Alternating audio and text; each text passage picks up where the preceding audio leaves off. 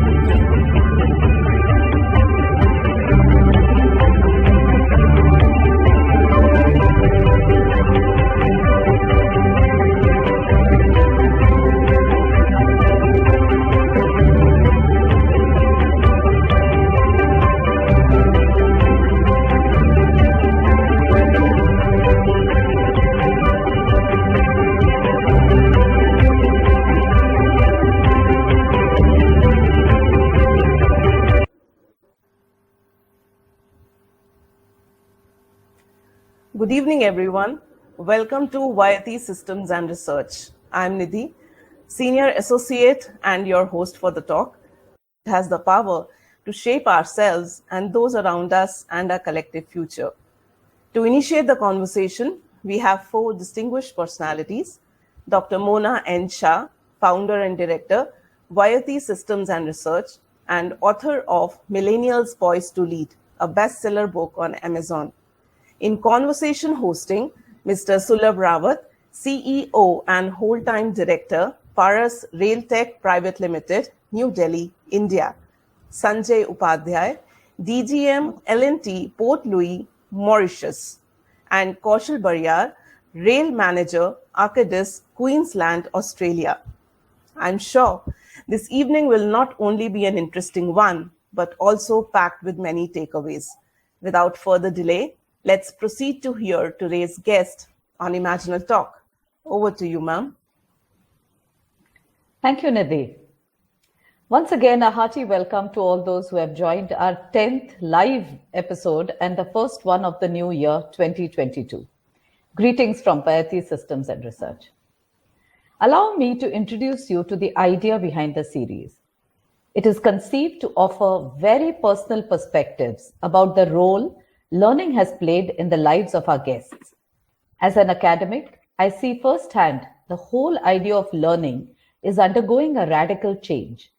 There is so much that is thought, spoken, written, experienced, questioned, and planned in policies that it has left the whole world in a conundrum about its relevance or even its utility.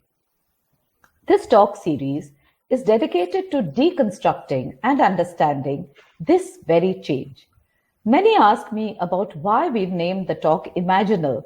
What is Imaginal? Imaginal actually is the last stage after which the caterpillar transforms into a butterfly. We also know it as the pupa stage.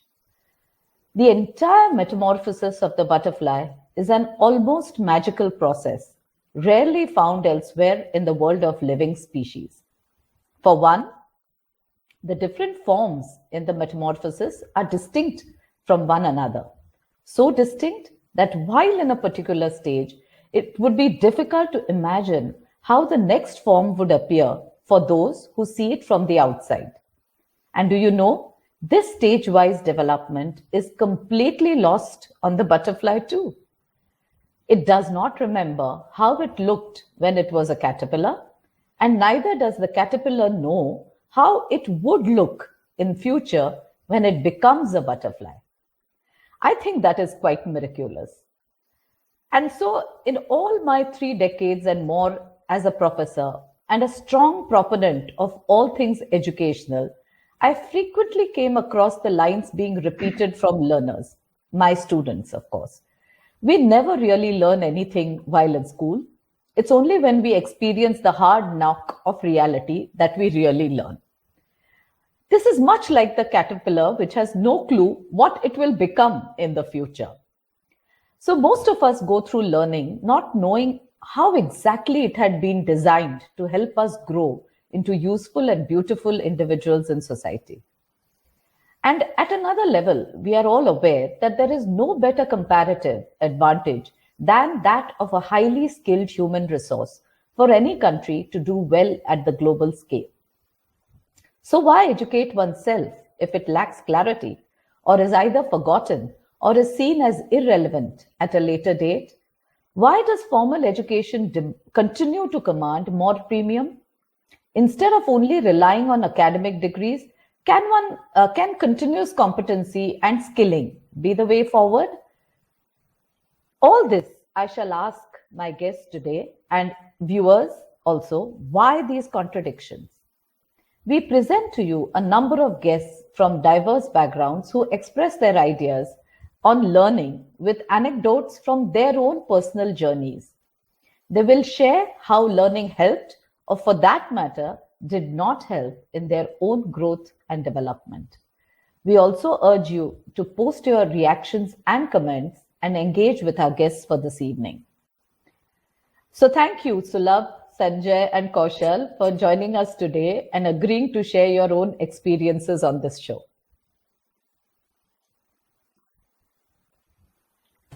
Let me let me just briefly take you all through the CVs of our guests.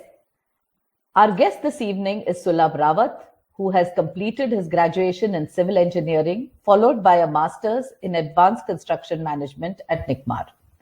He has made a career in railways sector right from the beginning of his career after leaving NICMAR. And the first company he joined was the DMRC, and that too in Delhi. This was followed, of course, by Kalpataru. But now, currently, he is the CEO and whole-time director at Paras RailTech Private Limited, New Delhi, India. He has over 17 or 18 years of experience in managing projects, acquiring them, and now in his current role, looking after the whole value chain in railway projects. At NICMAR, he received the prestigious Institute Gold Medal for standing first among all students in the year 2005. There is one thing that his CV will not reflect, which I know about Sulabh. He used to play the tabla. And there was a time where we did not have the best of tabla, the percussion instrument, as you all know, for those who may have joined from across the world. So we did not have a good tabla which had a good sound. But I don't know what it was with Sulabh that he actually stood there and got the right sounds out of that deflated and not so great, tabla that he played for one of the cultural shows. That gave me some idea as to what this person is going to be in his professional career. Probably Sulabh doesn't know this, but this has remained with me for the past 18 or 19 years since you left NICMAR. I come to the next guest, Sanjay Upadhyay, once again a civil engineer with a master's in advanced construction management at NICMAR. NICMAR Pune. He has over 15 years of experience in companies like Simplex and currently Deputy General Manager L&T looking after the execution of the Mauritius Metro Express project. He has the complete planning and project management responsibility there. To his credit, the project is on track and is already operational on specific routes within the prescribed time. Once again, a little anecdote about Sanjay. Sanjay obviously was not from Pune, but was studying for his master's at NICMAR Pune. And in the student council, he was in charge of procurement for a very big youth, the youth program that we used to have. Now, he actually went into the recesses of the Pune city and bargained with several vendors and actually came up with some great cost management, as we would call it now, but some great bargains for completing that without any problem. And there was never a dearth of anything when he had actually gone and procured just the right quantity, no wastage, and nothing like that. So when we did the kind of reconciliation after the program was over, there was no wastage in his department. That was the procurement department. So again, that gave me an idea of what Sanjay would be like when he was a professional. This is what I have seen of him, of both of them, Sulabh and Sanjay, up front and close. And now we come to the last guest of this evening, Kaushal Bariar, who's joining us from Australia. It's midnight there. So a special thank you to you, Kaushal, for being with us. He's a civil engineer with a master's in project engineering and management from NICMAR. He is also a chartered engineer. He has over 18 years of experience in railway projects. And like Sulabh, he chartered a career totally dedicated to railways. Over the years, in his assignments in Barcel, India, followed by RV as country manager in Australia, and currently holding the designation of rail manager at Arcadis in Australia, he has been able to understand the complete engineering domain when it comes to railways. So be it design, be it project, be it the engineering part of it. And also the related project ecosystem that is associated with railway construction. Kaushal was the student coordinator when I was heading that activity, a thinker, a person who questioned me all the time because he always wanted something, that elusive perfection that he kept searching for. And there used to be these long discourses with Kaushal over this elusive concept of perfection. And I'm now not surprised that he's continued in engineering, which requires so much of precision and so much of, and when it comes to safety, if your technology is not precision oriented and perfect, I don't think you can do any justice to your function. So once again, Kaushal, you remained in my memory as somebody who is in pursuit or in quest of quality perfection. I hope I'm correct in my assessment, but welcome all. Appreciate you all coming live for this show from different time zones. And I can begin now with the first question to all my guests. The first question is, of course, let's take it like this. Sulabh, you can start, and then Sanjay, you could continue, and Kaushal, you could follow. I hope that agrees with all of you. So the first question is, could you describe a key learning from your childhood or school days that has stayed with you? And also the next question, which is a natural corollary to that, or it could be from any informal situation with elders, teachers, or relatives who may have instilled something quite unique within you from that time. First of all, I would like to thank Nidhi for being a host to this 10th episode of the Imaginal Talk series of learning skills and development in railways. And also thankful to Dr. Mona Shah, or our, erstwhile ma'am or professor in the college, for doing this wonderful work in VATI systems and research in helping out the lot of people to understand the skill and development process. As regards to answer to your question, ma'am, I would just like to tell that, learning in school is like a foundation of the building. Once you start seeing a building from front, you'll never be able to see the foundation. But unless and until the foundation is strong, the building can never stand up. So at least I could confirm to the audiences that whatever you learn in school remains as a very, very important foundation for you in the life. And some of the very good, skills which you unknowingly learn in the school is you learn communication there first. Without communication, life is not you going to move ahead. So we unknowingly learn how to read, how to write, how to speak. In our careers, we only read, write, and speak, but how to do it, we have learnt in our schools.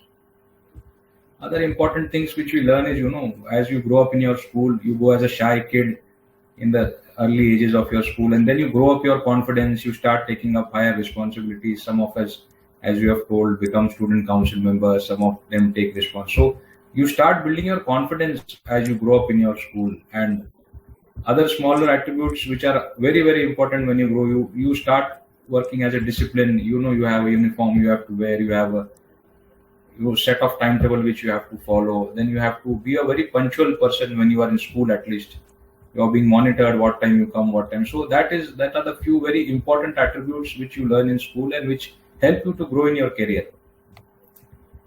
As you grow up, and as you told, what are some other informal situations which I can quote and which come across in everyone's life in some way or the other. For me, my family was a railway family, out and out. My grandfather started doing railway works, then my father did, and very small age I started following up in railway work. So it was a very good learning experience from me. Apart from my education in school and colleges, I had a lot of experiences in real life from my father. One very important thing which he taught me while I was working with him was, never be afraid of mistakes.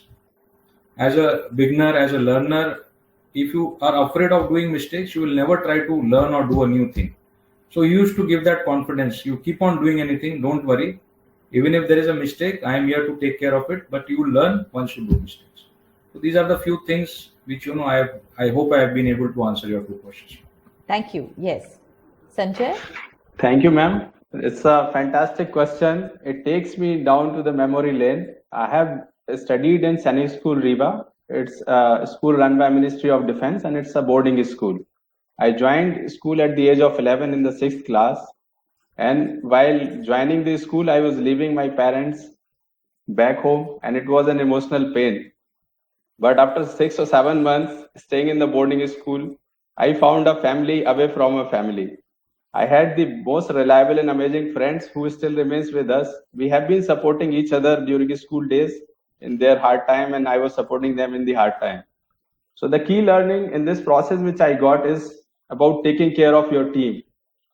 And this learning still remains with me, and it has been a very useful learning to build a strong team. And then further to the next question, when I joined school, before that I was studying in Hindi medium, and Sainik School was a completely English medium school. Being from Madhya Pradesh, Hindi was like our mother tongue also.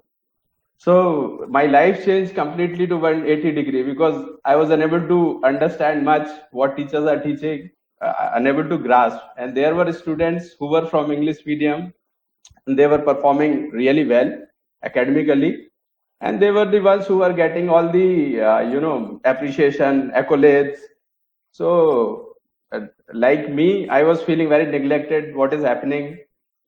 Only these people are doing good. I am unable to do good. And one incident happened. One of my professor, Mr. Sudhir Asthana, I would like to remember him. One incident, he gave us an assignment to write about the life in villages, and I wrote an essay on that. And he liked my essay a lot. He called me personally and appreciated the things which I covered. Then next day he brought out this thing in the assembly also. So that was the first appreciation I received in 2 years of the school life. And this was really a life-changing moment for me because my confidence came back. A fire was lit that yes, I can do better than what people are doing. And I mean, we have everything in us. So this was one of the, learning which always remained with me. And I do not shy away. And also would like to tell the forum, we should not shy away in putting our hand on the shoulders of others and appreciating them. Because for us, this can be just a word. But someone whom you are appreciating, this can be a life-changing moment. Thank you. Fantastic. Kaushal? Yeah, I'd like to thank Nidhi for organizing this and chasing it with us. And thank you, ma'am, for your kind invite. Uh, Picking up from where Sulabh sir and Sanjay sir mentioned, for me, the key learning was how to conduct oneself in group environment during school days, because very mundane things that we used to be part of, like school group activities, organizing farewell parties for our senior batches, taking part in sports and cultural events, taking part in an annual fest. They all seemed innocuous fun activities at that time, taking you away from the mundane school studies.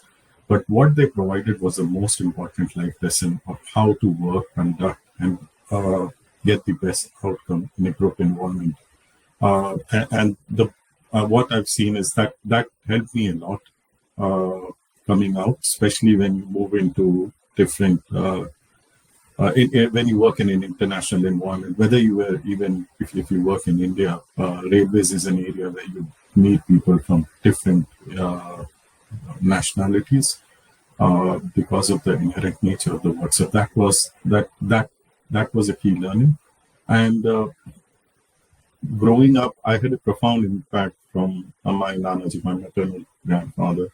And with him, all my discussions and deliberations were from an angle of trying to understand a problem from all perspectives with a specific focus to understand the adversarial views that I had to be that can be presented.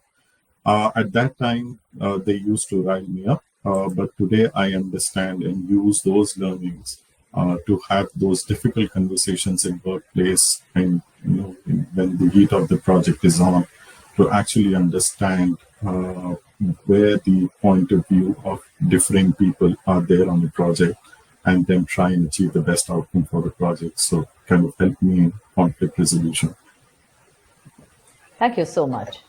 I think this is very interesting from your childhood. This is for the first time I came to know what you have gleaned and used over your professional lives. It is so important because this is something that we bring out deep down from our psyche, and what we may have not, we don't always speak about.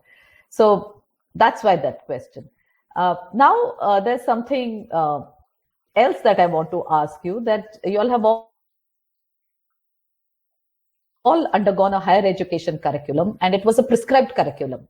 So there was the way you did that in graduation and post-graduation, you had to go through a prescribed curriculum.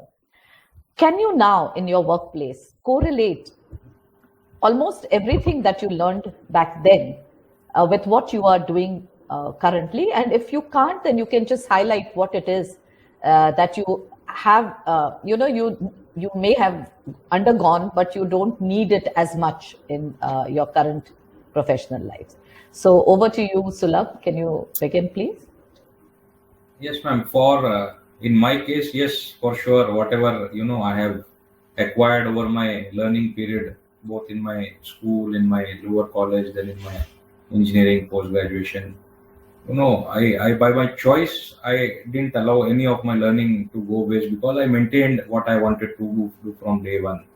See, school is the same for everyone. Then I chose my science in the undergraduate program because I knew that I had to become a civil engineer. So whatever I learned in my undergrad in the science subjects, maths and science, that was very useful when I did my graduation. I had all those learnings being coming to my use when I did my civil engineering, because it requires a basic knowledge of science and maths when you do it. Then again, in my civil engineering, whatever I learned, in my particular field of railways, it is a mother branch. It involves a lot of engineering knowledge, and parents' share goes to the civil engineering aspect of the learning. Again, when I did my post graduation in NICMAR, it was a total change of vision. It was a learning of subjects which we never learned earlier in our technical education, say my undergrad or grad. So NICMAR changed the perspective per se. When we started thinking big, we were thinking in hundreds and thousands. When we did engineering, we suddenly started thinking in crores. I remember professors talking in millions and billions when we started learning there. So if you take the aggregate all the learning, it's from the school, from the undergrad, grad, and then the post graduation. each and every phase of my learning has helped me to gain knowledge and has helped me a lot to grow in my career. And now, as a result of this, I am able to manage all these complex and huge size railway infrastructure projects on basis. So one piece of not an advice, but one piece of suggestion which I can give to my people who have joined us, that if you decide earlier in your career or in your education field what exactly, I've seen people changing, after my, so many of my civil engineering graduate friends have went to America, done MS in some, and then joined some software firm. So the learning which they have acquired past goes in vain sometimes. That's not very useful. But if you maintain your career path in one direction, each and everything you learn will not go wasted to there. On the other hand, some of the very, very, very typical thing, nothing goes waste. Each and everything comes to your use in some way or the other, whatever knowledge you acquire. But some on the lighter note, if I say, we took pride when we were studying, all of us, in solving those complex algebraic and trigonometric equations and calculus and integral. Most of those things, honestly speaking, I have not used in my career to grow up. Apart from that, all the basic knowledge we have learned turns out to be very useful in our careers. That's a good, candid answer, I must say. That's good, Sulabh. Yes, Sanjay?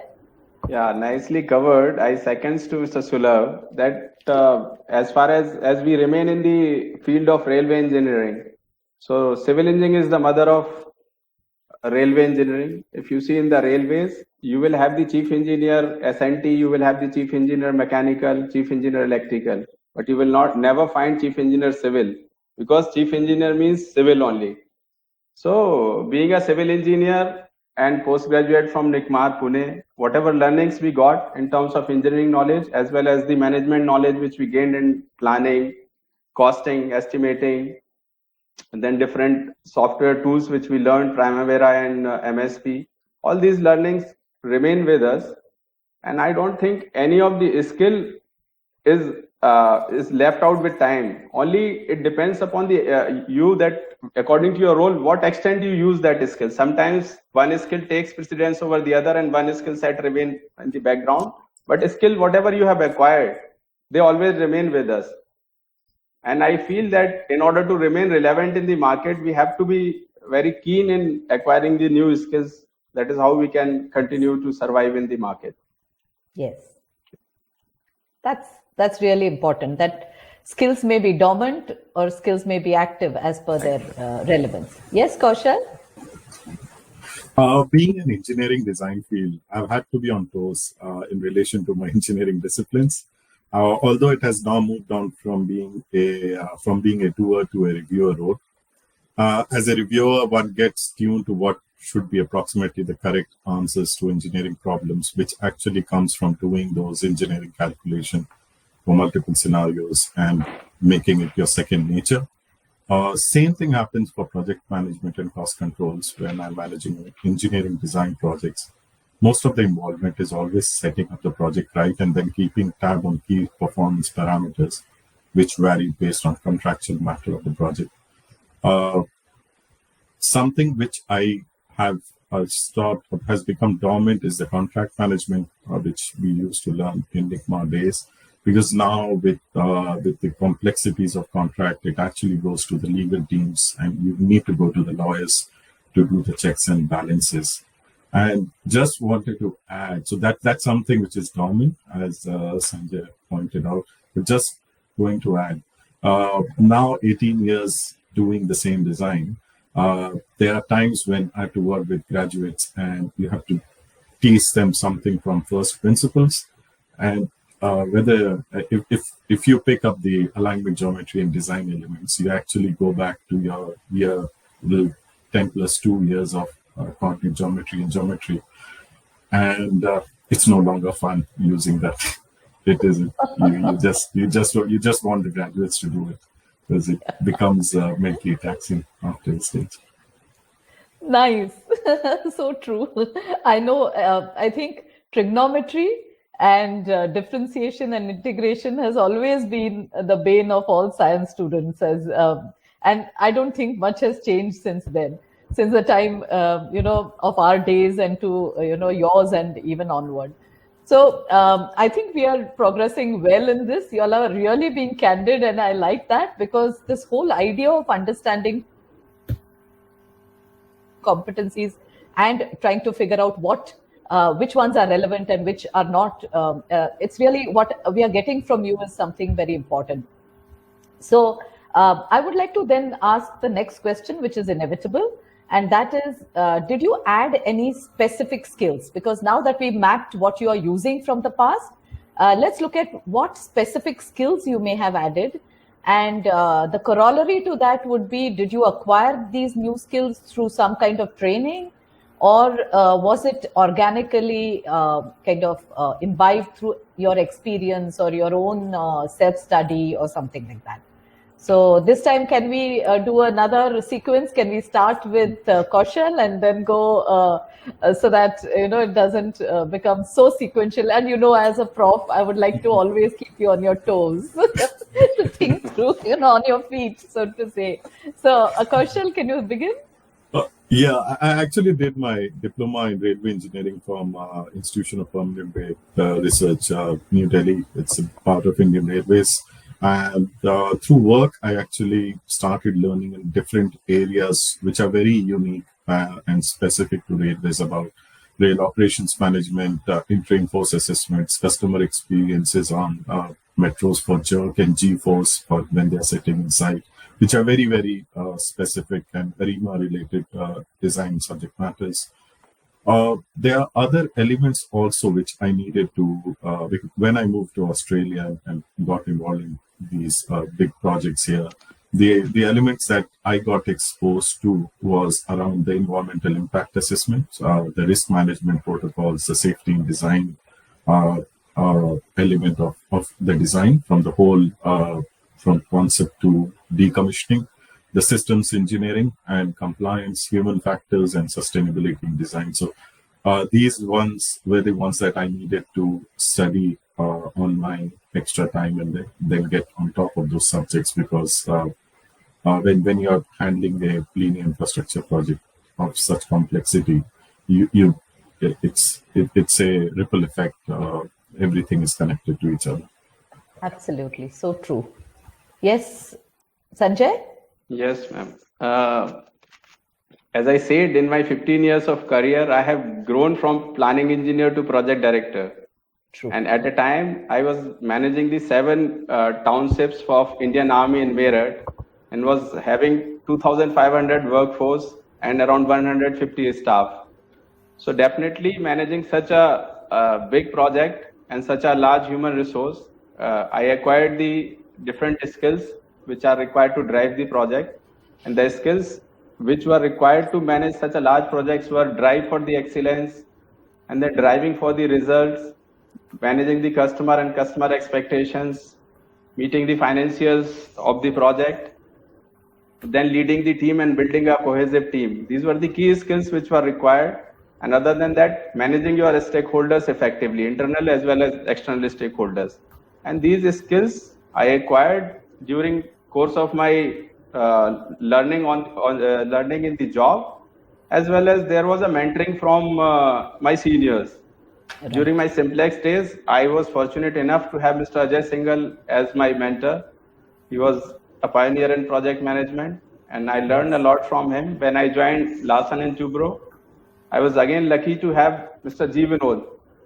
He is now handling 25,000 crore project on high-speed rail in Surat, and he is one of the pioneers in the planning and project management in L&T. So got to learn lot of skills from him: how to handle the client, how to keep your client guessing till end of the meeting. You have to remain, ambiguous.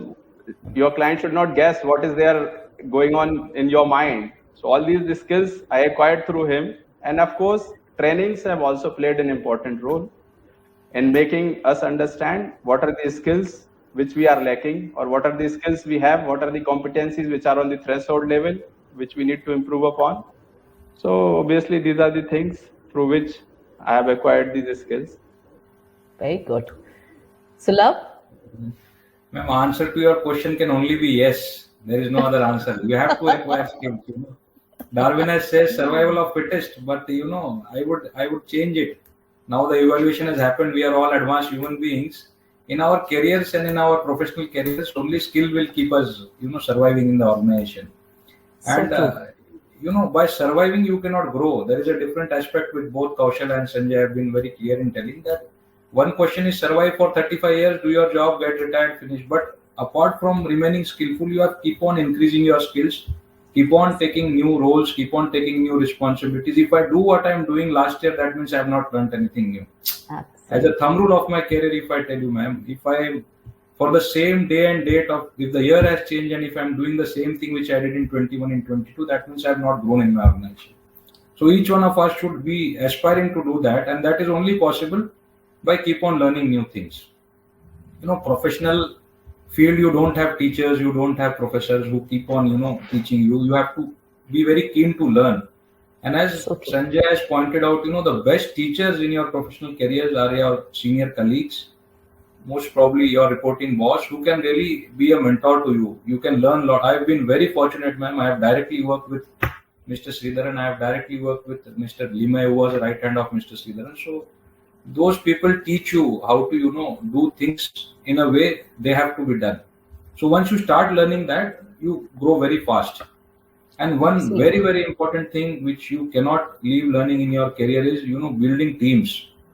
If I start my career as a trainee and if I have to become a entrepreneur in my organization or lead my organization, the only thing I have to learn very fast is start building teams, start training my young team, start delegating, and the only way to get elevated is delegate. You delegate and you elevate, true.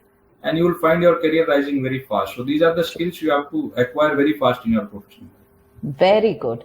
I mean, what I hear from you, it leaves me with no doubt why you all have made this progress and so quickly. Because in our time, I remember there were, there were our people from our family's network and all who worked in the railways for 30 plus years, but they were doing the same job over and over again. And here I see all of you all making it progressively better for yourselves in the profession, like almost halving the kind of time in which you all are where you are compared to what it was at least 30, 40 years ago when I was growing up.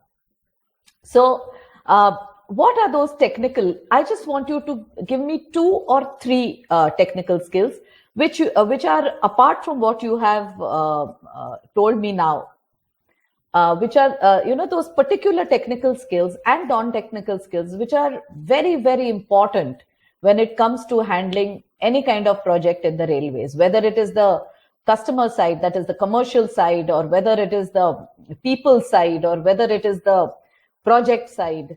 Whichever way you want to tell us and the audience, please tell us which are those particular technical and non-technical skills that are absolutely essential if one has to make a career in the railways.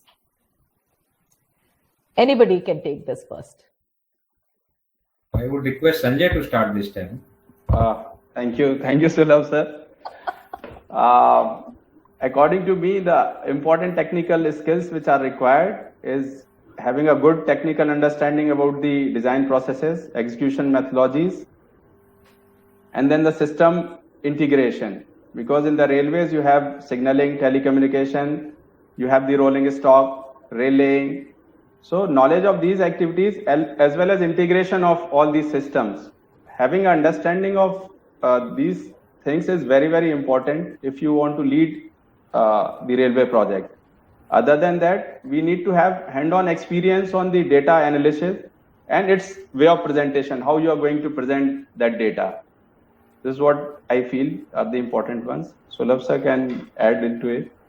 I'll just continue from where you have left, Sanjay. As you have rightly pointed out, ma'am, railway engineering is a field which is not limited to any one particular technical engineering field. It's a collaboration of mechanical, civil, electrical, electronics, nowadays IT systems, data management. So it's a collaboration, and once you are wanting to enter or being successful in a railway field, you cannot be master of all your engineering fields, but you have to be a skillful person who at least gains hands-on knowledge to the other departments. As he told, a chief engineer railway is always a civil engineer, but he leads all the other departments. He leads the electrical department, he leads the signaling department.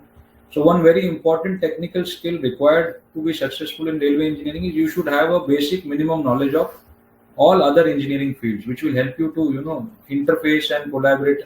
Railway doesn't start in isolation, ma'am. If I want to start a train, if I want to build a road, I can build a road and forget it. I can ride a bicycle, I can ride a motorcycle, I can ride a truck, anything on it. I am not responsible for the person who rides on the road. But in a railway, you are totally responsible for carrying the passenger from his source to destination safely. So that involves all aspects, and you have to be very careful of each and everything. So that is a unique skill set required to be in railways. In non-technical skills, as you know, he has pointed out earlier also, the most important thing I feel is client management. Client in railway is much more rigid than any other infrastructure project. I mean, he's so worried about his delivery because he knows that safety is one aspect in railway where he's directly responsible for. So client management, very converse, very, there will be a lot of variations, there will be a lot of extra items, claims. So client management becomes a very, very important skill, non-technical, I should say, which is supported by a technical knowledge and a team. And then, of course, you have a lot of other things in railways, a lot of documentation required. Right. This is one field which will not work without documentation. I am a third generation railway person, and the kind of documentation which happens in railways happens in no other engineering field. There is a voluminous documentation. So that is one more thing which we have to be acquiring as a skill when we are focusing on the railway as a career. Interesting. Yes. Kaushal?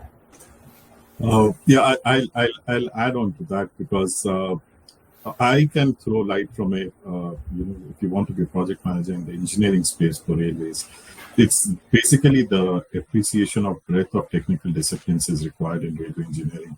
And it needs to be acquired through a structured course because otherwise it takes time for you to get your head around all the disciplines that come into picture.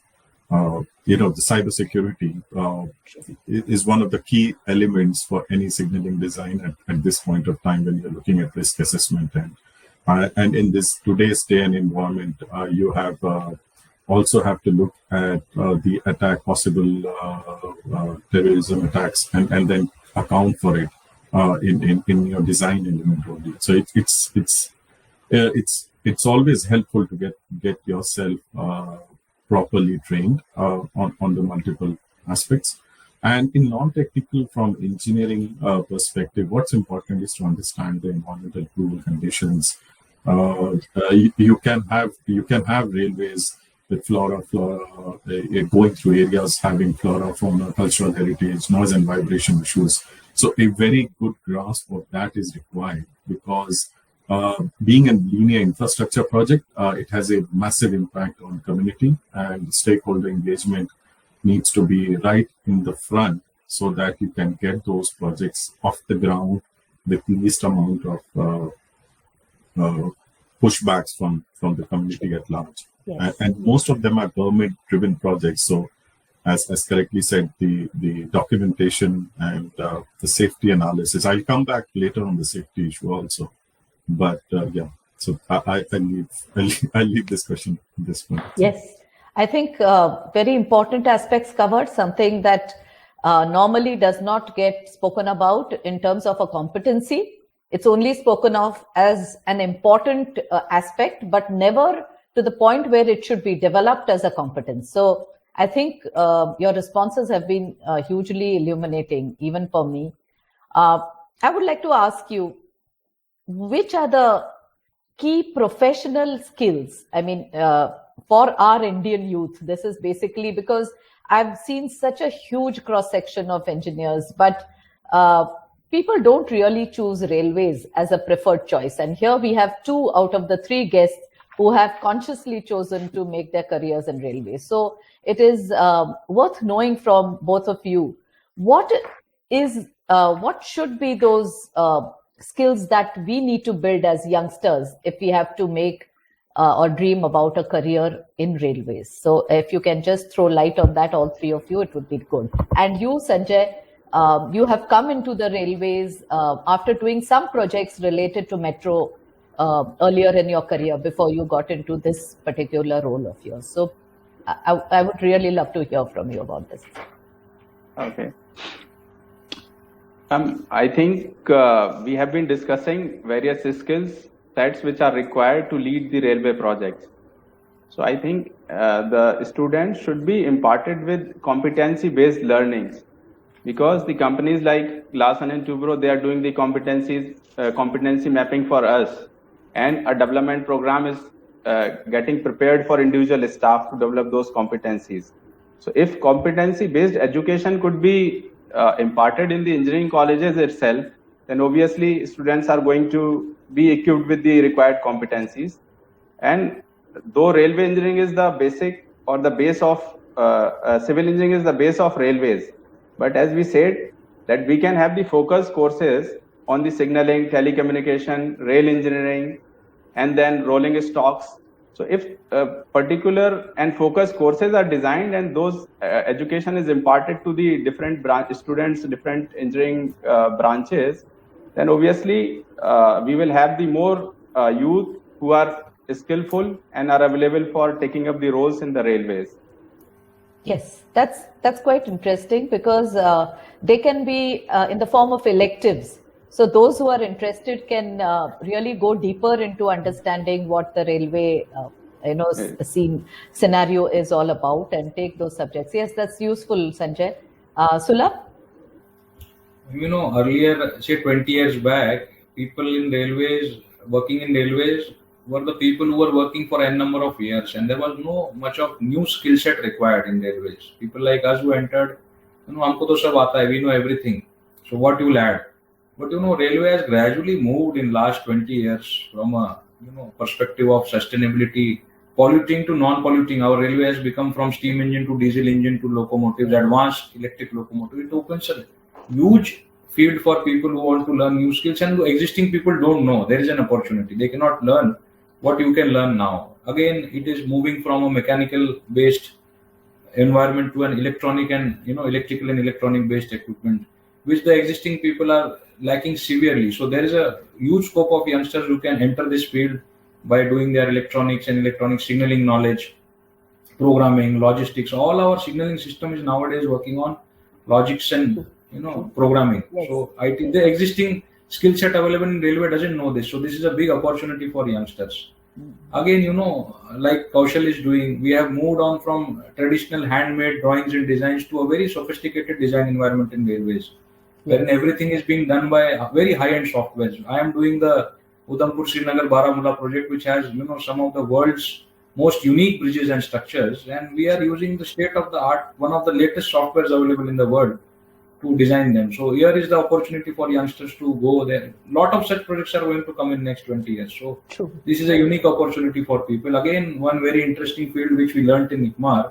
Earlier in railway, we used to have a standard, 50-page document as a tender or a condition document, which was not changed for 50 years, 100 years. So now, all slowly they are starting to migrate into international standard contracts, FIDIC-based contracts, which again the existing people are not aware of. So here is an opportunity of youngsters, a person coming out of engineering in ICMAR. I know FIDIC, you don't know, sir. So at least I'm having some skills which will help me out to do this. So these are the few very new skills which are having huge impact on the railways now. And I sincerely urge my fellow youngsters to, come up to this field, because this field needs people with high energy and fresh knowledge. We are going to go huge way into railways in India. Yes. There is going to be increase in speed. There is going to be increase in safety, as Kaushal is showing. There is going to be increase in customer experience. Everything is changing. You must be observing for last 5 years. Yes. So it's well poised for skillful resources. How true. How true. Yes, Kaushal? Railway is the in thing as far as I'm concerned, because the next 15 years globally, India is going to have massive amount of work. Yes. Globally, railways is actually, if I may intervene, Kaushal, in this space, if you can just throw light on the safety part of it, because Indian railways have been grappling with the safety issue for some time now. So with your design perspective and the engineer tech perspective, how would Indian railways be looking at safety? Because that's prime most importance. Safety, as Sulabh rightly said, the passengers as well as the freight, and what you have thrown light on, which is the the kind of terrorist attacks and all that. You all are kind of making it very robust in that manner. So if you can just throw light from the safety perspective, that would be really good to know. And how we should build that competence, not just use of software or something like that, but as the human competence towards safety. I mean, I would look at it from that perspective. It's safety. I would not say that Indian Railways or railways in India are doing or performing any poorer or not in par with the international standards when it comes to safety.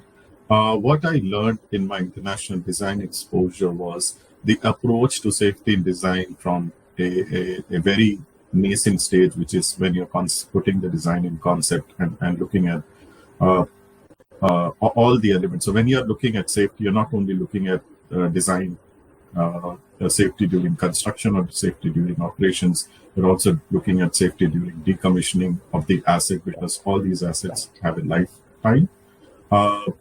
As Sulabh sir was mentioning, railways is unique when it comes to safety, because if you build a road, there's an accident on the road. The road authorities never pulled up to the court, but if there's an accident on a rail track, it's you get pulled up. So safety is always paramount.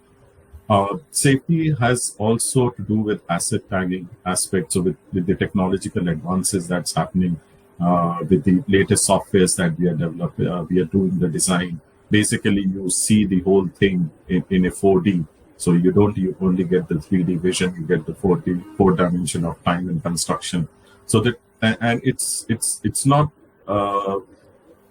the rail community is so small and so strong that all these technologies, whether I'll put, if I have to, and I maintain this, that when it comes to railways, India is one of the most advanced countries right now applying railway principles across multitude of projects. So safety, the culture of safety is something which needs to be ingrained at the level for each person who is doing. And what is most important is we do safety practices without knowing that we are actually doing it. Where it makes a huge difference is when you put it into documentation, which Sulabh sir was referring to. You need to document them, and you need to always have traceability. And asset tagging actually helps you. Future of the railways is where you will have every asset on the network. You will not believe, I've actually worked on one of the projects where I had the privilege of going and looking in the Indian Railways documentation management control room, which is in Sikandrabad, where you can get the libraries, the statistical wing. They know which platform has how many bulbs repaired in that financial year. They have record for every platform that is there in India. So it's, and that kind of documentation will now become digital with all the projects that are happening in across India, whether it's metro, whether it is dedicated freight corridor, and that's the case in globally. So I think from safety, we as a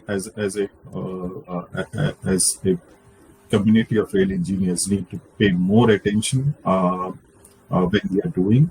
And the attention is not a lack of doing safety, but attention is more to documenting all those safety practices and ensuring that whatever is documented is always transferred and informed to people who are picking it up later down the line.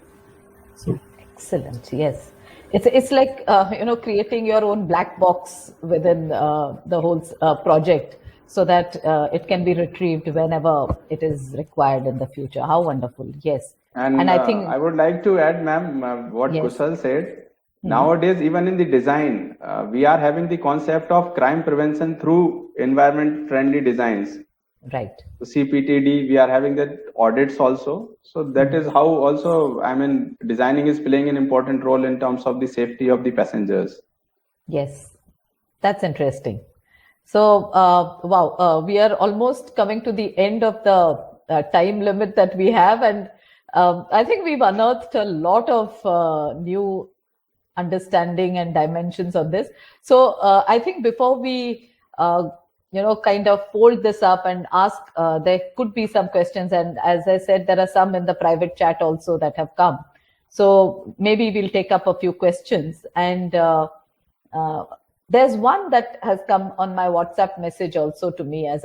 So I will ask those questions. But before that, which key attitudes and skills would millennials and Generation Z, that is the generation after the millennials, would need if they desire to emulate one of the best and internationally celebrated railway project managers of India, Padma Vibhushan, Mr. Sridharan? So from all of you, I mean, from your own experience, as well as that one great man whom we all look up to because he gave us India's first metro, and that too within time and within the budget and all that. So what are those key attitudes and skills that I would you like could think of? to, And Sulabh, start yes, answering to this question. yes, yeah, because Sulabh, you worked with him. I was going to say the same thing. I Can was you so begin? fortunate, ma'am. I worked with this. No, I have worked with this person for 20 years, and even after his retirement, I'm still in touch with him. I see the same energy in that person, same sign on his face. One thing which is very, very important for all youngsters and even, people like us also, if you're not prepared to do hard work, you should not join railways. That is the first lesson. That is not a skill, I should say, but it is a discipline which you have to have. And then we have seen people remember him from the metro, but people forget what he has done for the Konkan Railway. In our Atlas geography, when we learnt in our earlier days, it was written that this area, railways cannot be built. There is no railway line in this area. But he built it in 7.5 years, 750 kilometers. So Yes, yes. his main attributes, which I follow and I have seen very closely, his dedication, ma'am, not to a project, but to a purpose, to a nation, and his discipline, his timing, his way of working. The one most important attribute he had was integrity. Delhi Metro is an organization which is never ever questioned by vigilance because it has been born and brought up in his culture of being a very, very integral person. Punctuality, man. If I can take 1 minute of time, I have seen him. He was the managing director of Delhi Metro, and can you believe he was the first person to reach office every day? And you know what was the time? Between 8:44 and 8:45, he used to sit on his seat. Whenever he is working, between this 1 minute, he will be on his seat every day. And the next best employee will come around 8:55 or 9 o'clock. That was his punctuality, ma'am, in his discipline. One very nice thing which he did, ma'am, whenever he started a big project, he used to send all his star employees to benchmark what is best in the world. He has sent his entire team throughout Singapore, Bangkok, Europe, China to see the best metros of the world. He benchmarked all the best practices being followed, and then he planned and standardized all the things for the metro organization in India, and then he economized also. It's not that he spent a lot on that. His wonderful attribute, skill was team selection. He chose his people very carefully because he knew that if his team selection is not good, he's not going to be successful. As an individual, he didn't have knowledge of all. Of course, basic knowledge was there, but he used to very honestly tell that I am a civil engineer, I don't have knowledge of electrical or I don't have knowledge of signaling, but here I have a best person who can take care of that. Then he used to simply delegate. Once he selected a good team, another aspect, important aspect, delegate, never interfere. Give decision in 1 minute, not the second minute, man. Whenever you go with a decision to him, there will always be a decision. No delay in decision. One more very important skill, full support to his team, protection if they have gone wrong somewhere, if they have done committed mistakes somewhere. You have been hearing girders have been falling in Delhi Metro, accidents happening. Lead from the front, protect your team, never expose them to any problems. He earned a lot of loyalty due to these attributes. If we want to be successful as leaders, this all attributes, earned him a lot of loyalty, not only about with his employees. As a contractor, when I used to work with him, my only aim was to make him successful.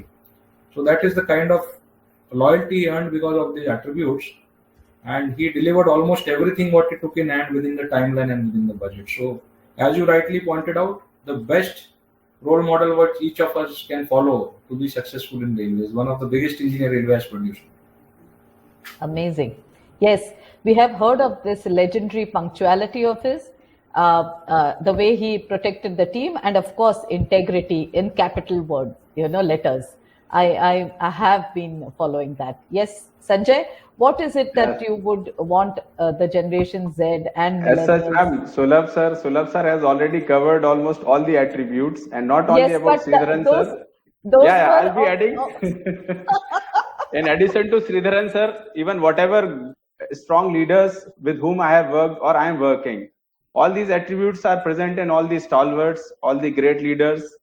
In addition to what attributes Sulabh sir has said, I feel two more attributes are very important. Is your strong focus on time and quality, and then homework. If you are very good at your homework, obviously your cost will remain under control, your time of the project will remain under control, quality, safety, everything will remain under control. So focus and homeworks are the two key skills which we can add to what Sulabh sir has said. excellent. That's why your project is on time in Mauritius. No doubt. Yes, Kaushal?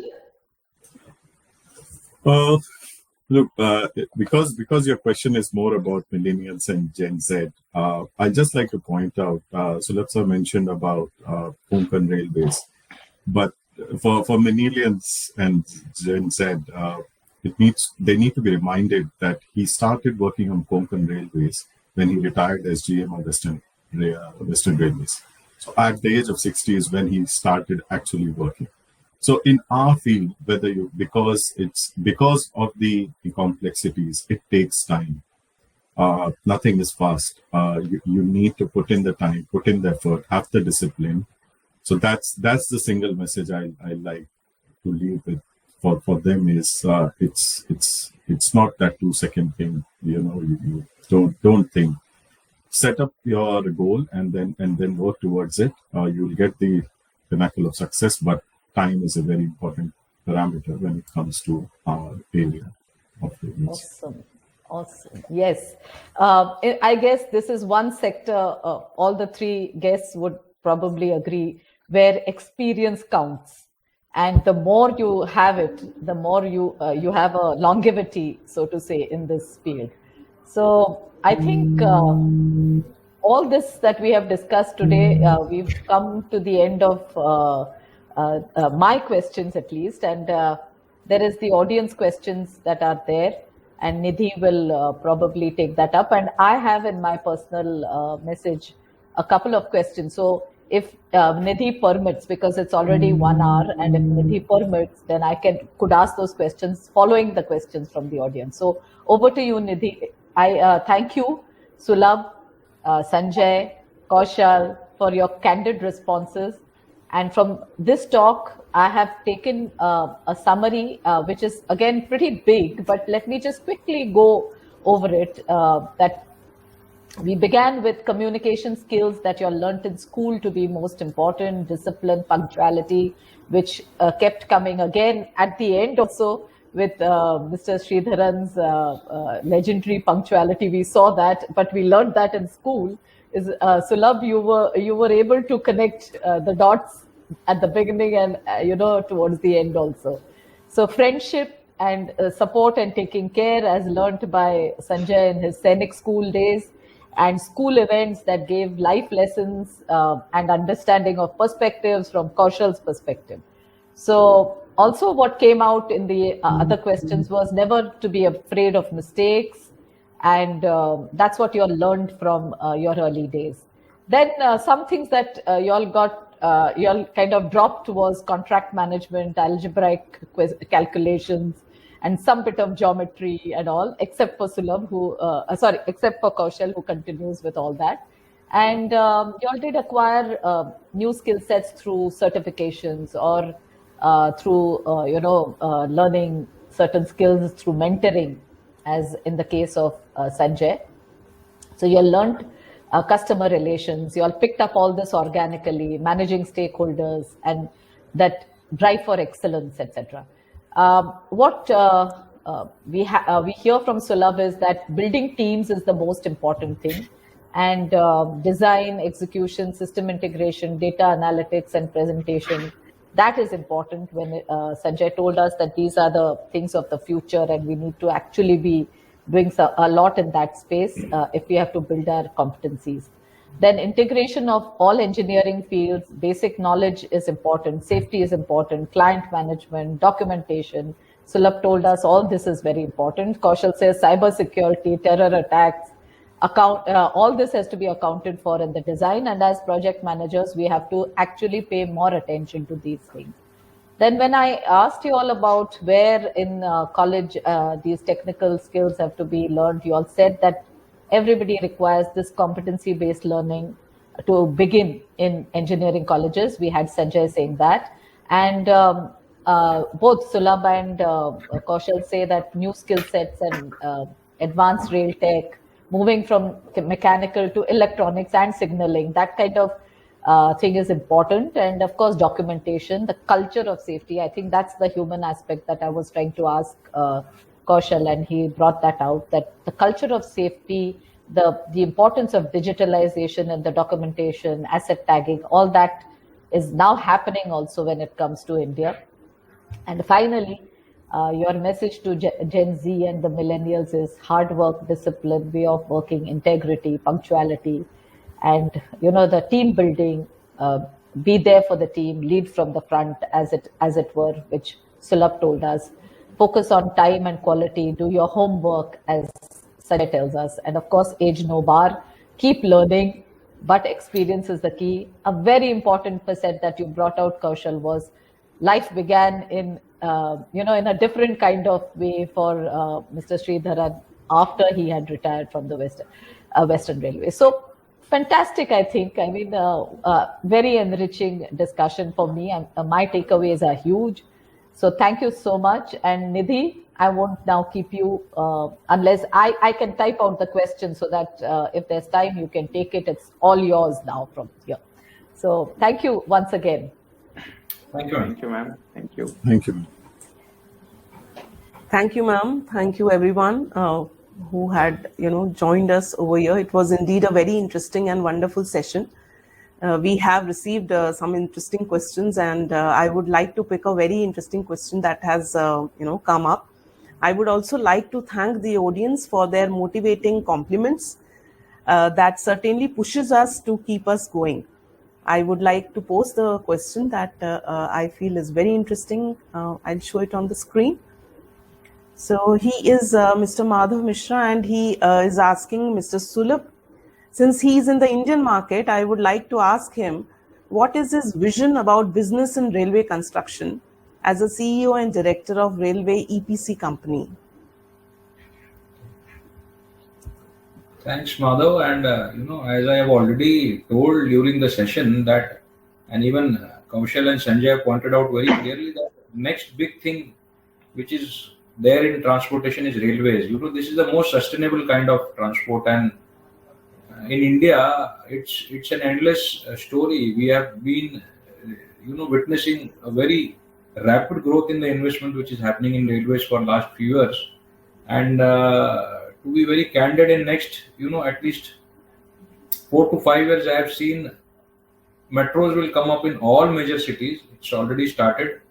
There is one high-speed line which is already being constructed, and there are 6 such high-speed lines which are going to come. There are very good strategic projects coming in the northern border of Jammu and Kashmir and Leh-Ladakh line and the Sikkim-Rangpur line. So all these strategic projects are coming in a huge way. There is a lot of capacity augmentation happening.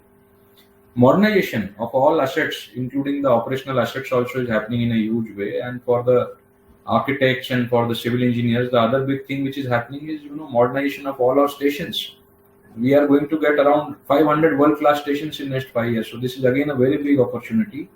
For the people who are more inclined to the management and financial aspect, there is going to be a huge opportunity in the way of PPP projects, which you see very fast. A lot of important role of financial management, modeling, and all those things. So it's an endless. You can go for hours and hours, but with a limit of time, I can tell you this is a huge field. No dearth of any opportunity in next 10-20 years. True. Thank you so much, Sulabh sir. Ma'am, if you want to, please take some questions if you have received some questions over there as well, right? Yes. I've actually put it in the chat to you, but there's one question which has come. One is key principles in handling environmental activism when it comes to laying tracks and acquiring land in India. What as a project manager should be the key principles that we follow so that this becomes a smooth activity? I suppose that is the way the question is framed too. So any of the three can take this. Kaushal is the best person to answer that. Look, it's a very important and very pertinent questions. I have dealt with that during my work experience in India.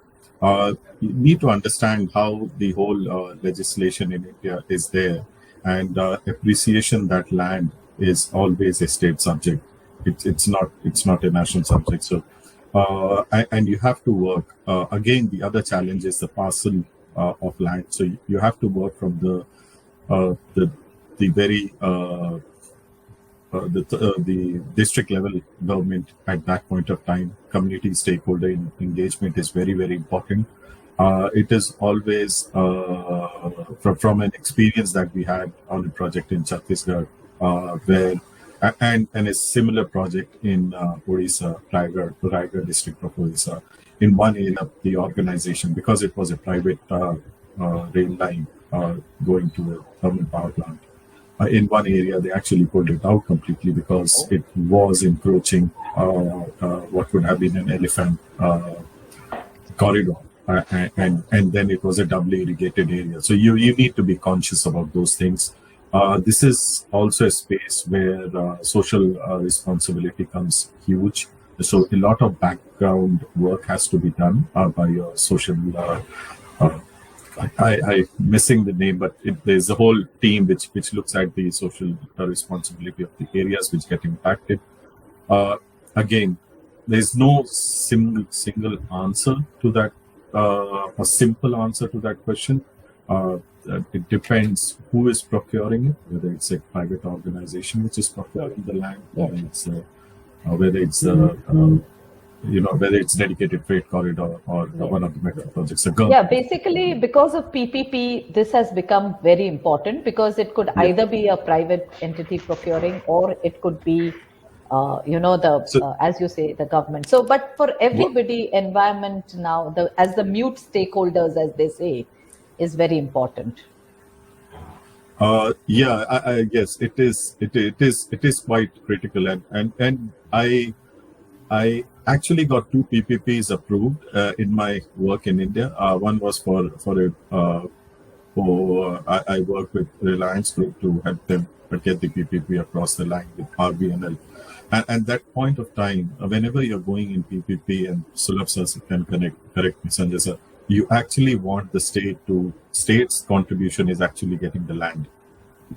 So that's what you're looking for from the state into that organization. But there is no simple way of handling that issue. It takes a lot of pre-work, and the earlier you do the work, the better it is. Right. And sometimes, most of the times, politics rules the roost. I'd like to add in a minute, ma'am. I have been involved in a land acquisition personally in Punjab to very rich cultivated fields. It starts from people affected by the project, and slowly it changes to project affected by people. I've seen that graduation.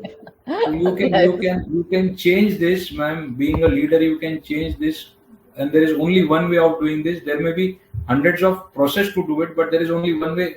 Make the people more and more happy and reduce the adverse effect, whatever is going on, and increase the positive effect.